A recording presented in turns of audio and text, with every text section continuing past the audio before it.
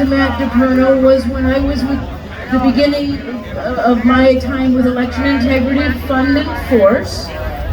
Matt DePerno was just trying to reach out to get some momentum for a forensic audit in interim.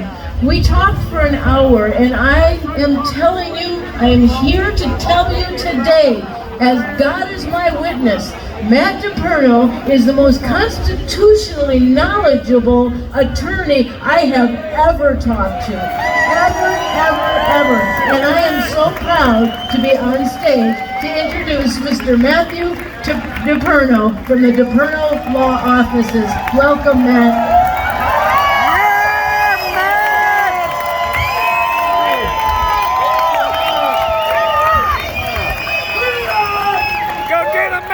Hello.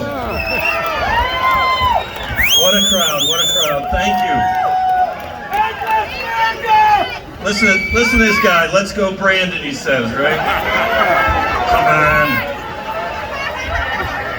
Thanks to everyone for coming out today. Really, I'm pleased to be here in Lansing with all of you. Thanks to all of you patriots who took the day off and came out here to exercise your constitutional right? You know Merrick Garland, you know who that guy is, right? He recently said that getting rowdy at a school board meeting means you might be a domestic terrorist. I'm sure he hates what he's seeing today. And I bet you Dana Nessel hates it too. Well, I say you're just exercising your First Amendment rights to assemble, right? First Amendment right to free speech. Your First Amendment right to redress grievances to the government, right?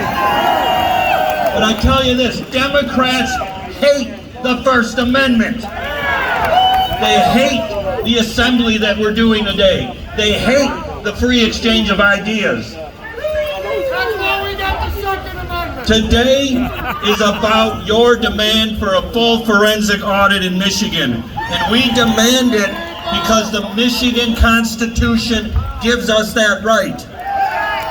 Article 2, Section 4 of the Michigan Constitution, it states that every elector who votes, everyone in the state of Michigan who's qualified to vote, shall have the right to conduct an audit of the statewide election.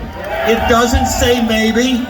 It doesn't say if you ask permission. In fact, later on it states that this is a self-executing right. That means you don't need permission from the government. It also says that this section shall be liberally construed in favor of the voter. And this provision is meant to ensure the accuracy and integrity of elections. So today is about protecting individual constitutional rights of every registered voter in the state of Michigan. Whether Democrat or Republican, this should be a nonpartisan issue. So where are our elected officials today?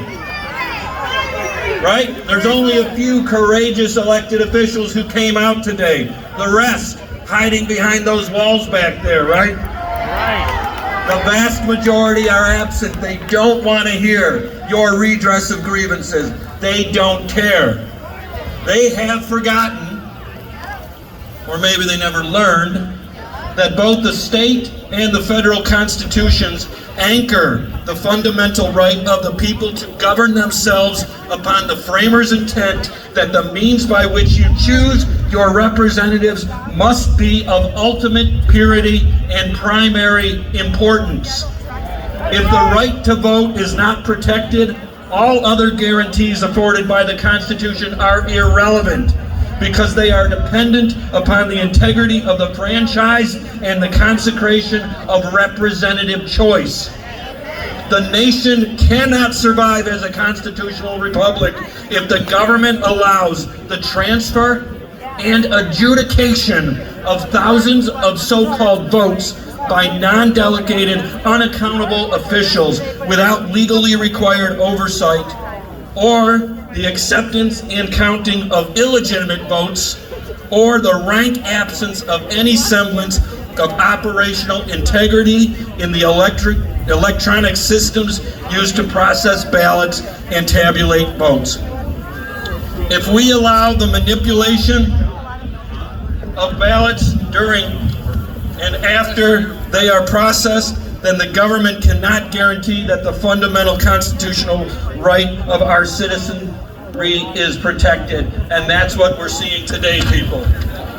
So for the last 10 months, I've been out there on the trail demanding a full audit of this entire state. I've issued subpoenas in Wayne County, Oakland County, Kent County, Macomb, Grand Traverse, Barry, Livingston, and Charlevoix. And in every one of them, all of them, their elected officials fought us in court. The elites in this state, the elected officials, they don't want you, the voter, the common man, the taxpayer, right? They don't want you to see the voting data. Am I right? Right. Now let me give you a brief history and a few points on our voting system. Our voting system is managed by the U.S. Election Assistance Commission. Our systems are tested based on that EAC guidelines testing standard established in 2005. Not one voting machine used in the 2020 election was certified beyond the 2005 standard. For reference, iPhones were not invented in 2005, and AOL CD-ROMs were still being mailed to when those current guidelines were written. So these companies accredited by the EAC to test voting systems are called voting system test laboratories, and there are only two, listen to this, two accredited by the US. One of them is a company called ProV&B. This means literally that any voting machine manufacturer or software company must hire one of these two companies to test their equipment prior to the election. So get that straight. The voting machine companies hire these companies to test their machines prior to the election. You think there's a reason that our government has only selected two companies? The reality is that there are many qualified companies across this country that could do it. But our federal government's created a monopoly.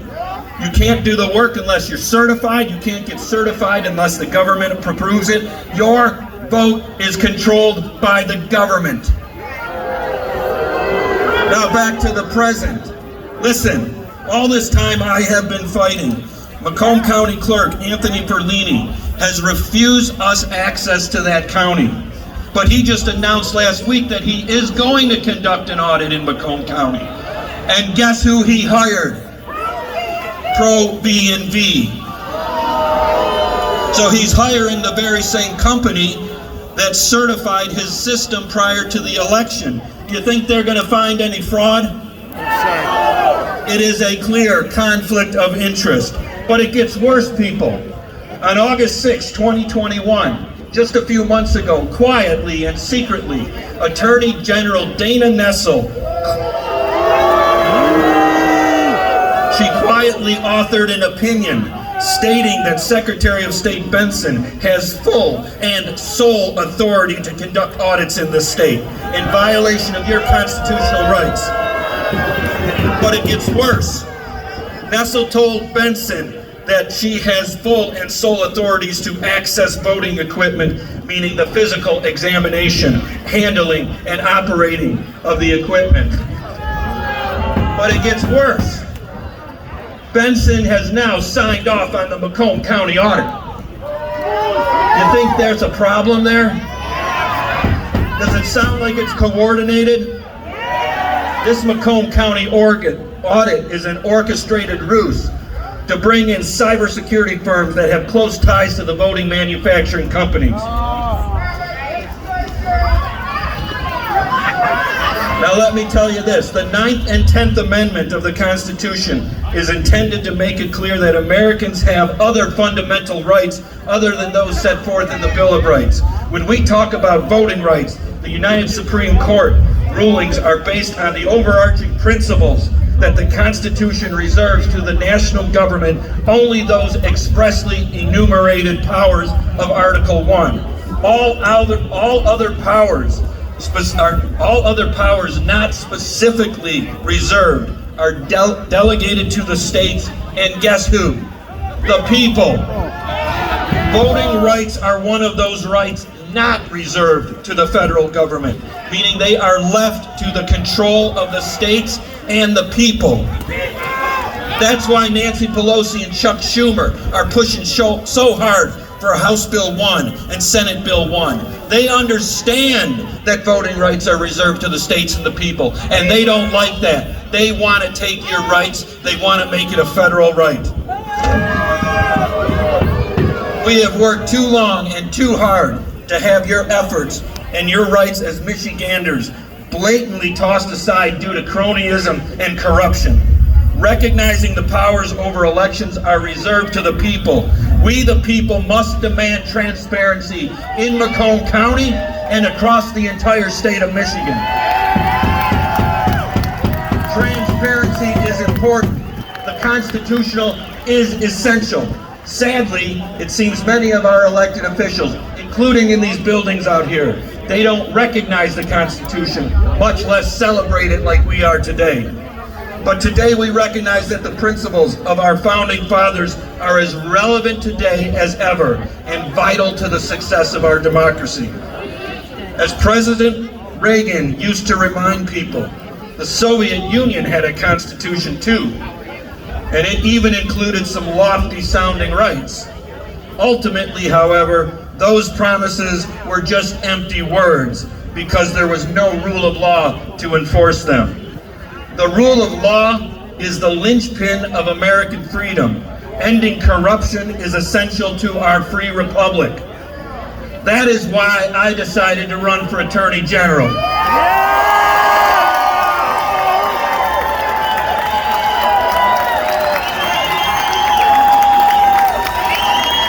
Michiganders deserve from their elected officials and should be represented by a leader who aggressively challenges infringements upon our rights, eradicates corruption, and restores the integrity of the Constitution of Michigan.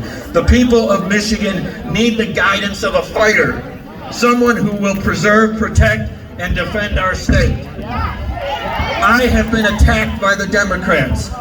I've been threatened by Dana Nessel.